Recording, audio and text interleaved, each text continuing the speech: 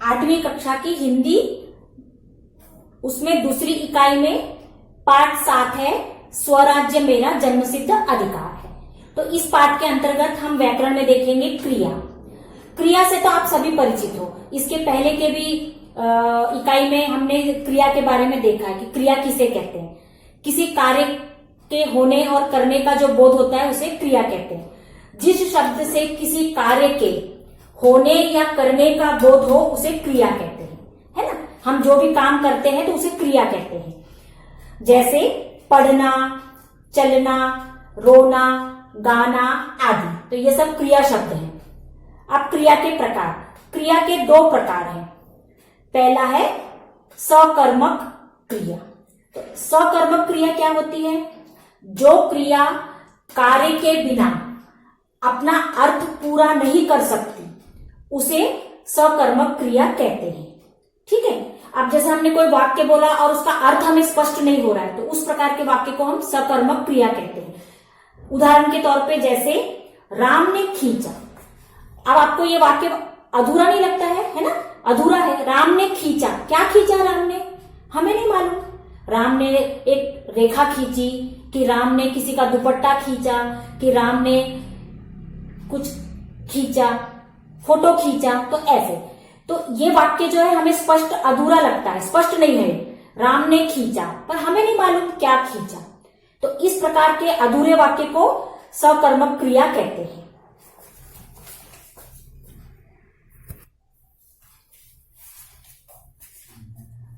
सकर्मक क्रिया के बाद हम देखते हैं दूसरा अकर्मक क्रिया। तो अकर्मक क्रिया क्या होता है? जो क्रिया बिना कर्म के अपना अर्थ पूरा करती है उसे अकर्मक क्रिया कहते हैं।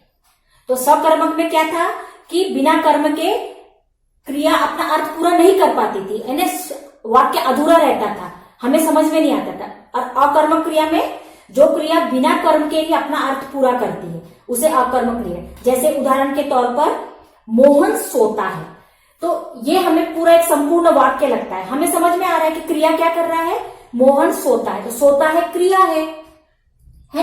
क्रिया अपने आप में ही एक पूर्ण एक शब्द है, सोता है ये अपने आप में ही एक पूरा शब्द है। तो मोहन सोता है, तो हमें ये वाक्य पूरा स्पष्ट हो जाता है, इसका अर्थ हमें समझ में आ गया है कि मोहन सोता है। तो इस प्रकार के वाक्य को कहते हैं अकर्मक क्रिया। आया।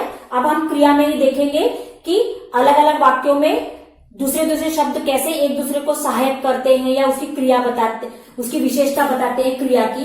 तो इस प्रकार के हम आगे देखते हैं, है ना। अब क्रिया में ही हम देखते हैं सकर्मक और अकर्मक क्रिया के बाद 2 और प्रकार की क्रियाएं हैं जो मुख्य क्रियाओं की सहायता करती है, यानी वो वाक्य में जो मुख्य क्रियाएं हैं उनकी मदद करते हैं। तो ऐसे 2 प्रकार है। पहला है सहायक क्रिया और दूसरा प्रेरणार्थक क्रिया। तो सहायक क्रिया क्या है? सहायक क्रियाएं कुछ विशेष भाव या अर्थ व्यक्त करने के लिए मुख्य क्रियाओं की सहायता करती है। ये मुख्य क्रियाओं की सहायता करती है, इसलिए इन प्रकार की क्रियाओं को सहायक क्रिया कहते हैं। जैसे उदाहरण के तौर पर मुझे 10 दिन अस्पताल में रहना पड़ेगा। तो अब इसमें पड़ेगा जो शब्द है ये सहायक क्रिया है। क्यों? क्योंकि इसमें क्रिया क्या है? रहना। तो मुझे अस्पताल में 10 दिन रहना पड़ेगा, तो ये इसकी सहायता कर रहा है, मुख्य क्रिया की सहायता कर रहा है। और दूसरा वाक्य है गाय को चारा देना चाहिए। अब इसमें देना जो है वो क्रिया है, तो उसकी सहायता कौन कर रहा है? चाहिए शब्द कर रहा है। तो इस प्रकार ये चाहिए जो है ये सहायक क्रिया हो गई।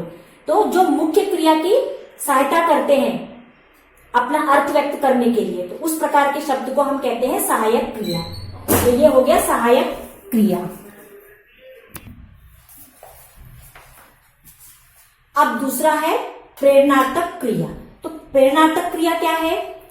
जिस क्रिया से यह मालूम हो कि कर्ता स्वयं काम न करके दूसरों से करवाता है उसे प्रेरणार्थक क्रिया कहते हैं। तो इसमें क्या होता है? कर्ता जो है वो खुद काम नहीं करता, वो दूसरों से करवाता है। तो उस प्रकार के वाक्य को कहते हैं प्रेरणार्थक क्रिया। तो जैसे उदाहरण के तौर पर माँ बेला को सेब खिलाती है, तो इसमें माँ जो है वो कर्ता है और बेला जो है क्रिया, बेला जो है वो करता है, माँ भी करता है, तो लेकिन इसमें बेला खुद नहीं खा रही, वो माँ से काम करवा रही, तो माँ बेला को सेब खिलाती है। पिताजी रामू से पत्र लिखवाते हैं, तो पिताजी करता है पर वो खुद नहीं काम कर रहे, वो रामू से काम करवा रहे हैं, तो रामू से पत्र लिखवाते हैं। तो ये जो लिखवाते हैं, खिलाती है या खिलवाते हैं, दौड़ाते हैं, तो ऐसे कई वर्ड शब्द हैं जो प्रेरणार्थक क्रिया कहलाते हैं। तो आप लोग को आ गया समझ में सहायक क्रिया क्या है और प्रेरणार्थक क्रिया क्या है।